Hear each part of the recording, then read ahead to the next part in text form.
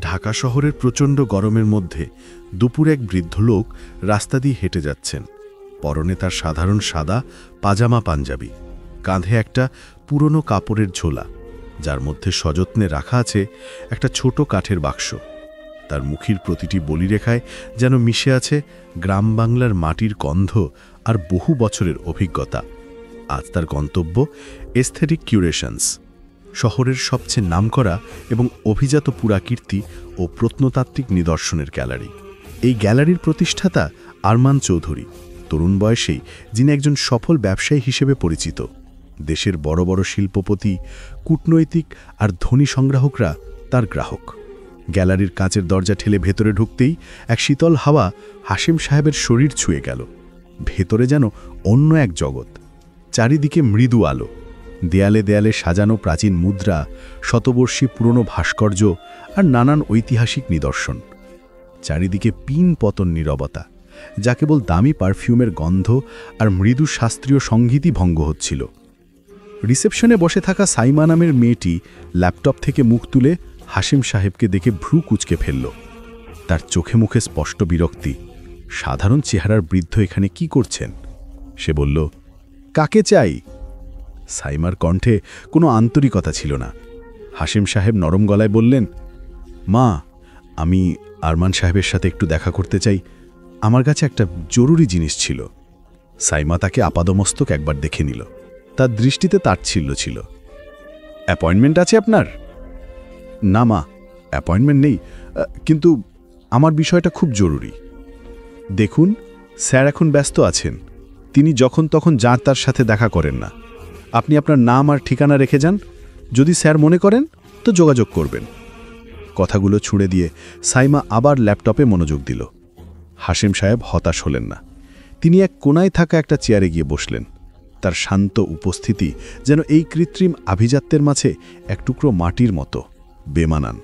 তিনি ঝোলা থেকে কাঠের বাক্সটা বের করে কোলের ওপর রাখলেন। বাক্সটার গায়ে খোদাই করা পুরনো দিনের নকশা। ঘণ্টাখানিক কেটে গেল। গ্যালারিতে কয়েকজন দামি পোশাকের গ্রাহক এলেন গেলেন।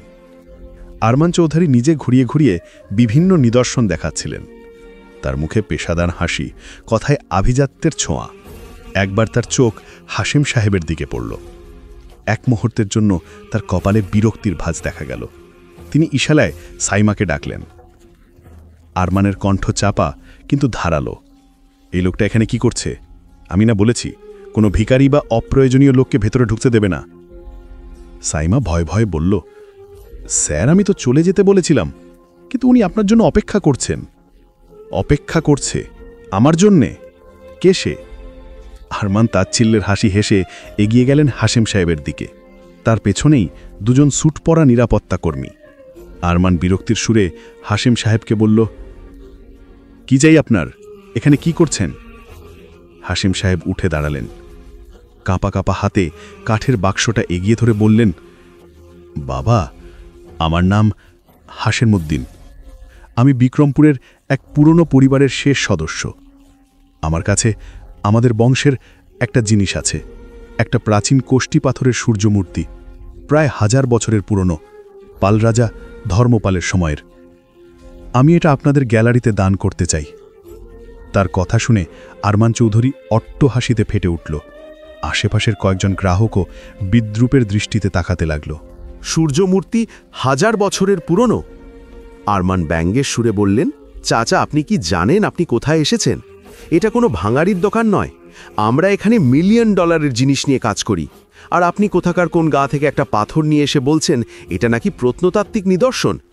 আপনার মতো প্রতারক আমি প্রতিদিনই দেখি। হাশেম সাহেবের মুখটা অপমানে লাল হয়ে গেল।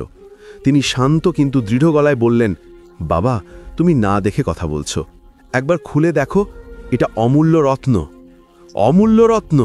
আরমান এবার আরও জোরে হেসে উঠলেন। আমার সময় নষ্ট করবেন না।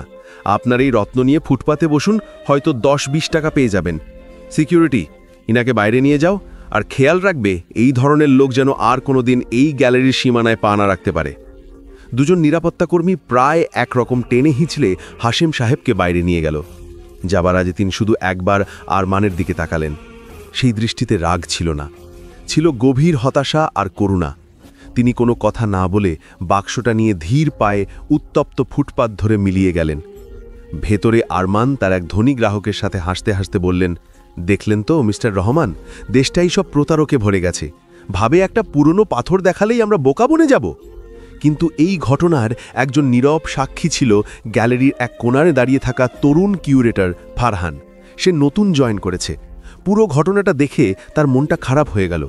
বৃদ্ধের চোখের দিকে তাকিয়ে তার মনে হয়েছিল এই মানুষটা মিথ্যে বলছেন না, কিন্তু আরমান চৌধুরীর সামনে কথা বলার সাহস তার ছিল না। হাশেম সাহেব বেরিয়ে যাওয়ার পর ফারহান দ্রুত রিসেপশনের দিকে গেল। সিসিটিভি ফুটেজে সে বৃদ্ধের মুখটা ভালো করে জুম করে দেখল। কোথায় যেন দেখেছে মুখটা, কিন্তু কিছুতেই মনে করতে পারছিল না। সেদিন রাতে ফারহানের ঘুম এলো না। হাশেম সাহেবের অপমানিত করুণ মুখটা বারবার তার চোখের সামনে ভাসছিল। প্রত্নতত্ত্ব নিয়ে পড়াশোনা করার কারণে তার একটা সহজাত প্রবৃত্তি ছিল। সে পুরনো জিনিসের গন্ধ চিনতে পারত, মানুষের চোখের ভাষা পড়তে পারত। তার মন কিছুতেই মানতে চাইছিল না যে হাশেম সাহেব একজন প্রতারক। ল্যাপটপ খুলে সে ইন্টারনেটে পুরনো প্রত্নতাত্ত্বিকদের নিয়ে ঘাটাঘাটি শুরু করল। বিভিন্ন আর্কাইভ, পুরনো জার্নাল, বিশ্ববিদ্যালয়ের গবেষণাপত্র দেখতে লাগল। বিক্রমপুরের প্রাচীন নিদর্শন, পাল যুগের ভাস্কর্য, এই সব লিখে সার্চ করতে করতে হঠাৎ একটা পুরনো সাদা কালো ছবিতে তার চোখ আটকে গেল। ছবিটা 1978 সালের ঢাকা বিশ্ববিদ্যালয়ের প্রত্নতত্ত্ব বিভাগের একটি ফিল্ড ট্রিপের ছবি। ছবির মাঝখানে একজন বিখ্যাত প্রফেসর দাঁড়িয়ে আছেন, আর তার পাশে এক তরুণ ছাত্র হাতে একটা মাটির পাত্র নিয়ে হাসি মুখে দাঁড়িয়ে। সেই তরুণের মুখের সাথে আজকের সেই বৃদ্ধ হাশেম সাহেবের মুখের হুবহু মিল। ছবির ক্যাপশনে লেখা ছিল, প্রফেসর আহমেদ কবির তার মেধাবী ছাত্র হাশেমউদ্দিনের সাথে বিক্রমপুরে আবিষ্কৃত পাল যুগের নিদর্শন নিয়ে গবেষণারত। ফারহানের বুকের ভেতরটা ধক করে উঠল। সে আরও খুঁজতে লাগল। একে একে বেরিয়ে আসতে লাগল চাঞ্চল্যকর সব তথ্য। হাশেমউদ্দিন শুধু একজন মেধাবী ছাত্র ছিলেন না, তিনি ছিলেন তার সময়ের অন্যতম প্রতিশ্রুতিবদ্ধ প্রত্নতত্ত্ববিদ। পাল এবং সেন যুগের ভাস্কর্য নিয়ে তার বেশ কিছু যুগান্তকারী গবেষণা আন্তর্জাতিক জার্নালে প্রকাশিত হয়েছিল। কিন্তু 80 দশকের শুরুতে পারিবারিক কারণে এবং প্রাতিষ্ঠানিক রাজনীতির প্রতি বীতশ্রদ্ধ হয়ে তিনি হঠাৎ করেই গবেষণা জগৎ থেকে নিজেকে পুরোপুরি গুটিয়ে নেন। সবাই ভেবেছিল তিনি হয়তো বিদেশে চলে গেছেন বা অন্য কোনো পেশা বেছে নিয়েছেন। তারপর ধীরে ধীরে সবাই তাকে ভুলে যায়। ফারহান বুঝতে পারল, আজ যে মানুষটাকে তারা প্রতারক ভেবে অপমান করে তাড়িয়ে দিয়েছে, তিনি কোনো সাধারণ গ্রাম্য বৃদ্ধ নন। তিনি একজন জ্ঞানী এবং অভিমানী পণ্ডিত, যিনি নিজের জীবনের সবচেয়ে মূল্যবান সম্পদ নিয়ে তাদের কাছে এসেছিলেন। পরদিন সকালে ফারহান গ্যালারিতে গিয়ে সরাসরি আরমান চৌধুরীর রুমে গেল। তার চোখে মুখে উত্তেজনা। স্যার, কাল যে বৃদ্ধ এসেছিলেন তিনি কোনো প্রতারক নন, ফারহান এক নিঃশ্বাসে বলল। আরমান কফির কাপে চুমুক দিচ্ছিল। বিরক্ত হয়ে বলল, কি বলতে চাও তুমি? আমার চেয়ে তুমি বেশি বোঝো? ফরহান তার ল্যাপটপটা এগিয়ে দিয়ে হাশিমউদ্দিনের পুরনো ছবি আর গবেষণাপত্রগুলো দেখালো। স্যার, এনার নাম হাশিমউদ্দিন। 80 দশকে ইনি ছিলেন দেশের সেরা প্রত্নতত্ত্ববিদদের একজন। পাল ভাস্কর্য নিয়ে তার কাজকে এখনও রেফারেন্স হিসেবে ধরা হয়। আমরা অনেক বড় একটা ভুল করে ফেলেছি। আরমানের মুখের হাসি মিলিয়ে গেল। সে ছবি আর তথ্যগুলোর দিকে তাকিয়ে রইল। তার কপালে বিন্দু বিন্দু ঘাম জমতে শুরু করল। সে যদি সত্যি হাশেমউদ্দিন হয় আর তার কাছে থাকা মূর্তিটা যদি আসল হয়, তাহলে সে শুধু একটা অমূল্য সম্পদকেই হাতছাড়া করেনি, একজন কিংবদন্তিকে অপমান করেছে। এই খবর বাইরে গেলে তার গ্যালারি সুনাম মাটিতে মিশে যাবে। এটা অসম্ভব, আরমান নিজেকে সামলে নিয়ে বলল। হয়তো চেহারায় মিল আছে, আর এত বড় মানুষ এভাবে আসবেন কেন? স্যার, আমার মনে হয় তার সাথে আমাদের যোগাযোগ করা উচিত। তিনি কোনো ঠিকানা রেখে যাননি, কিন্তু তার নাম দিয়ে আমরা হয়তো তাকে খুঁজে বের করতে পারব। আরমান কিছুক্ষণ চুপ করে রইল। তার অহংকার তাকে এই ভুল স্বীকার করতে দিচ্ছিল না, কিন্তু তার ব্যবসায়ী মন বলছিল, যদি সত্যিই মূর্তিটা আসল হয় তবে যে কোনো মূল্যে ওটা তার চাই। ঠিক আছে, আরমান কিছুটা নরম হয়ে বলল, তুমি চেষ্টা করে দেখো তাকে খুঁজে বের করা যায় কিনা, কিন্তু বিষয়টা যেন বাইরে জানাজানি না হয়। ফরহান স্বস্তির নিঃশ্বাস ফেলল। সে জানত কাজটা কঠিন, কিন্তু তাকে যে করে হোক হাশিম সাহেবকে খুঁজে বের করতে হবে। ফরহান তার সব পরিচিত প্রত্নতত্ত্ববিদ, বিশ্ববিদ্যালয়ের পুরনো প্রফেসর এবং আর্কাইভের কর্মকর্তাদের সাথে যোগাযোগ শুরু করল, কিন্তু হাশিমউদ্দিন যেন সময়ের ধুলোয় পুরোপুরি হারিয়ে গেছেন। প্রায় 1 সপ্তাহ চেষ্টার পর ঢাকা বিশ্ববিদ্যালয়ের পুরনো এক লাইব্রেরিয়ানের কাছ থেকে একটা সূত্র পাওয়া গেল। তিনি জানালেন, হাসিমুদ্দিন বিক্রমপুরের বজ্রযোগিনী গ্রামে তার পৈতৃক বাড়িতেই থাকতেন বলে তিনি শুনেছেন। আর দেরি না করে ফরহান পরের দিনই একটা গাড়ি ভাড়া করে রওনা দিল বিক্রমপুরের উদ্দেশ্যে। পুরনো গ্রামের মেঠো পথ ধরে মানুষকে জিজ্ঞাসা করতে করতে সে যখন হাশেম সাহেবের বাড়ির সামনে পৌঁছল, তখন বিকেল গড়িয়ে সন্ধে নামছে। বাড়িটা একটা পুরনো জমিদার বাড়ির ধ্বংসাবশেষের মতো, চারদিকে আগাছা আর জঙ্গলে ভরা।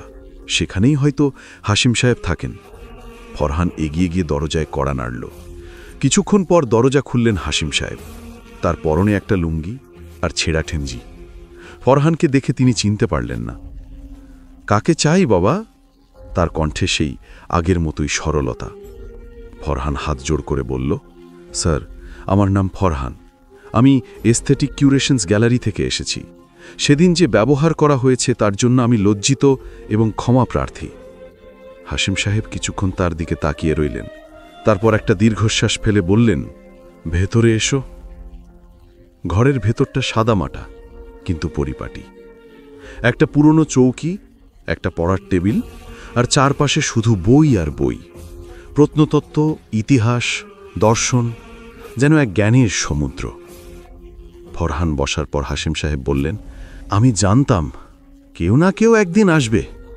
সত্য বেশি দিন চাপা থাকে না, কিন্তু আমি ভাবিনি এত তাড়াতাড়ি আসবে। ফরহান বলল, স্যার, আমরা অনেক বড় ভুল করেছি। আমাদের মালিক আরমান সাহেবও খুব অনুতপ্ত। তিনি আপনার সাথে দেখা করতে চান। অনুতপ্ত? সে তো মূর্তিটার জন্য অনুতপ্ত, আমার অপমানের জন্য নয়। সে ভেবেছে আমি একজন সাধারণ গ্রামের বুড়ো, তাই আমার জ্ঞান বা সম্মানের কোনো দাম তার কাছে ছিল না। পোশাক আর টাকার অহংকার তার চোখে অন্ধ করে দিয়েছে।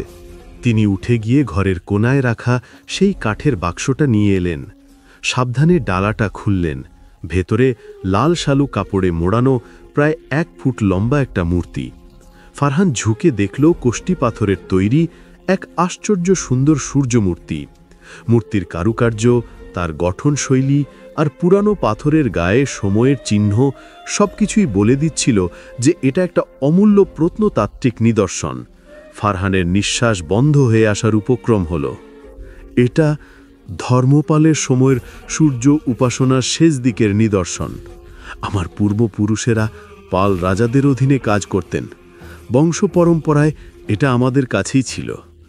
আমার বাবা মারা যাবার আগে আমাকে এটা দিয়ে বলেছিলেন, এটা শুধু একটা মূর্তি নয়, এটা আমাদের ইতিহাস, আমাদের শিকড়, এর সঠিক যত্ন নিস। আমি আমার সারাটা জীবন এটাকে আগলে রেখেছি, কিন্তু এখন আমার বয়স হয়েছে। আমার পর এটা দেখার মতো কেউ নেই। তাই ভেবেছিলাম কোনো ভালো প্রতিষ্ঠানে দান করে যাব, যেখানে দেশের মানুষ এটা দেখতে পাবে, নিজের ইতিহাসকে জানতে পারবে। ফারহান মুগ্ধ হয়ে শুনছিল, তার চোখে জল এসে গেল। স্যার, আপনি ঠিকই বলেছেন, এটা অমূল্য। এর কোনো আর্থিক মূল্য নির্ধারণ করা সম্ভব নয়। আরমান চৌধুরী এর মূল্য নির্ধারণ করতে চেয়েছিল আমার পোশাক দেখে। সে ভেবেছিল আমার মতো একজন মানুষের কাছে এমন সম্পদ থাকতেই পারে না। কিন্তু সে জানে না পৃথিবীর সবচেয়ে বড় সম্পদ জ্ঞান আর আত্মসম্মান, যা টাকা দিয়ে কেনা যায় না। তিনি বাক্সটা বন্ধ করে বললেন, তুমি ফিরে যাও বাবা। আরমান চৌধুরীকে বলো, হাশেমউদ্দিন তার মূর্তি বিক্রি করবেন না, দানও করবেন না। যে প্রতিষ্ঠান শিল্পীর চেয়ে শিল্পের মূল্য বেশি বোঝে, যে মানুষ জ্ঞানীর চেয়ে জ্ঞানীর পোশাককে বেশি সম্মান দেয়, তাদের হাতে আমার পূর্বপুরুষের আমানত আমি তুলে দিতে পারি না। ফারহানের কিছু বলার ছিল না। সে মাথা নিচু করে বিদায় নিল।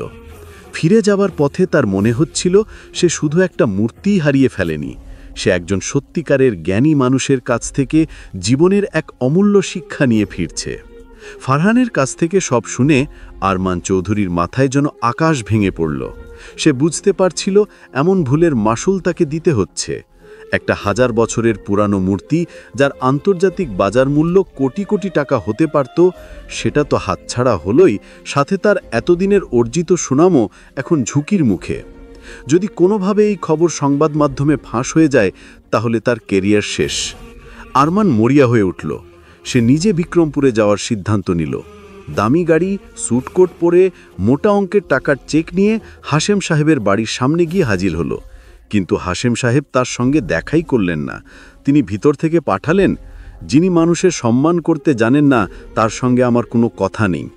আরমান বারবার ক্ষমা চাইল, ধান দেখালো, গ্যালারিতে মূর্তিটা তার নামে উৎসর্গ করার প্রস্তাব দিল, কিন্তু কোনো কিছুতে হাশেম সাহেবের মন গলল না। তিনি তার সিদ্ধান্তে অটল রইলেন। ব্যর্থ ও অপমানিত হয়ে আরমানকে ফিরে আসতে হলো। এর পরের কয়েকটা দিন তার জন্য দুঃস্বপ্নের মতো কাটল। অজানা আশঙ্কায় সে রাতে ঘুমাতেও পারত না এবং তার ভয়ই সত্যি হলো। ঘটনার প্রায় 10 দিন পর দেশের সবচেয়ে বড় জাতীয় দৈনিকের প্রথম পাতায় একটা শিরোনাম ছাপা হলো, ধুলির আড়ালে রত্ন, কিংবদন্তি প্রত্নতত্ত্ববিদ হাশেমুদ্দিনের প্রত্যাবর্তন এবং অভিজাত গ্যালারির ঔদ্ধত্য। ভেতরের পাতায় ছিল পুরো ঘটনার বিস্তারিত বিবরণ, কিভাবে একজন জ্ঞানী পণ্ডিতকে তার সাধারণ পোশাকের জন্য অপমান করা হয়েছে, কিভাবে একটি অমূল্য জাতীয় সম্পদকে তাচ্ছিল্য করা হয়েছে। সবকিছুই ফাঁস হয়ে গেছে। ফারহান এটা করেনি, কিন্তু গ্যালারির অন্য কোনো কর্মচারী হয়তো এই খবর বাইরে পাচার করে দিয়েছিল। খবরটা ছড়িয়ে পড়ার সাথে সাথে চারদিকে তোলপাড় শুরু হলো। প্রত্নতত্ত্ব বিভাগ, সাংস্কৃতিক মন্ত্রণালয়, এমনকি প্রধানমন্ত্রীর দপ্তর থেকেও বিষয়টি নিয়ে তদন্তের নির্দেশ দেওয়া হলো। আরমান চৌধুরীর গ্যালারির লাইসেন্স সাময়িকভাবে বাতিল করা হলো। তার পুরনো গ্রাহকেরা মুখ ফিরিয়ে নিল। সামাজিক যোগাযোগ মাধ্যমে তাকে নিয়ে শুরু হলো তীব্র সমালোচনা। রাতারাতি তার অহংকারের প্রাসাদ ধুলোয় মিশে গেল। অন্যদিকে হাশেমুদ্দিনকে নিয়ে দেশজুড়ে শুরু হলো নতুন করে আলোচনা। সরকার থেকে উচ্চ পর্যায়ের একটি প্রতিনিধি দল তার বাড়িতে গেল। তারা তার কাছে জাতীয় জাদুঘরে মূর্তিটি সংরক্ষণের জন্য অনুরোধ করল। হাশেম সাহেব এবার রাজি হলেন, তবে একটা শর্ত দিলেন। তিনি বললেন, মূর্তিটি জাদুঘরে থাকবে, কিন্তু এর কিউরেটর বা তত্ত্বাবধায়ক হিসেবে দায়িত্ব পালন করবে ফারহানের মতো তরুণ এবং সৎ প্রত্নতত্ত্ববিদরা, আরমান চৌধুরীর মতো ব্যবসায়ীরা নয়। সরকার তার শর্ত মেনে নিল। রাষ্ট্রীয় সম্মাননায় হাশেমুদ্দিনকে জাতীয় জাদুঘরের একজন উপদেষ্টা হিসেবে নিয়োগ করা হলো। কয়েক মাস পর জাতীয় জাদুঘরের একটি বিশেষ গ্যালারিতে পাল যুগের নিদর্শনগুলো প্রদর্শিত হচ্ছে। সবচেয়ে আকর্ষণের কেন্দ্রে রয়েছে সেই কোষ্ঠী পাথরের সূর্যমূর্তিটি। তার নিচে ফলকে লেখা, বিক্রমপুরের হাশেম পরিবারের সৌজন্যে প্রাপ্ত। গ্যালারির এক কোনায় হুইল ছেড়ে বসে আছেন হাশেম সাহেব। তার মুখে এক পরিতৃপ্তির হাসি। তার পাশে দাঁড়িয়ে আছেন ফারহান, যে এখন এই গ্যালারির প্রধান কিউরেটর। হাশেম সাহেব ফারহানের হাত ধরে বললেন, দেখলে তো বাবা, শেষ পর্যন্ত সত্যেরই জয় হয়। মানুষের আসল পরিচয় তার পোশাকে বা সম্পদে নয়, তার জ্ঞানে, কর্মে আর মনুষ্যত্বে। যারা এটা বুঝতে পারে তারাই টিকে থাকে। ফারহান তার দিকে তাকিয়ে মাথা নাড়ল। সেদিনে সেই ঘটনা তার জীবনকে পুরোপুরি বদলে দিয়েছে। সে শিখেছে প্রতিটি মানুষই সম্মানের যোগ্য। একটি বইকে যেমন তার মলাট দেখে বিচার করা যায় না, তেমনি একজন মানুষকেও তার বাহ্যিক রূপ দেখে বিচার করাটা সবচেয়ে বড় মূর্খতা। একটু দূরে খবরের কাগজের এক কোনায় একটা ছোট্ট খবর ছাপা হয়েছে। আরমান চৌধুরী তার গ্যালারি বিক্রি করে দিয়ে বিদেশে পাড়ি জমিয়েছেন। তার অহংকার আর ঔদ্ধত্যের বিশাল সাম্রাজ্য এখন কেবলই এক শিক্ষণীয় ইতিহাস। গল্পটা এখানেই শেষ, কিন্তু এর শিক্ষাটা চিরন্তন। প্রতিটি সাধারণ চেহারার আড়ালেই লুকিয়ে থাকতে পারে এক অসাধারণ প্রতিভা বা এক অমূল্য রত্ন। আমাদের শুধু প্রয়োজন সেই রত্ন চেনার মতো স্বচ্ছ দৃষ্টি আর তাকে সম্মান জানানোর মতো একটি মানবিক হৃদয়। বন্ধুরা, ভিডিওটি কেমন লাগলো তা অবশ্যই কমেন্ট করে জানাবেন আর বেশি বেশি শেয়ার করবেন।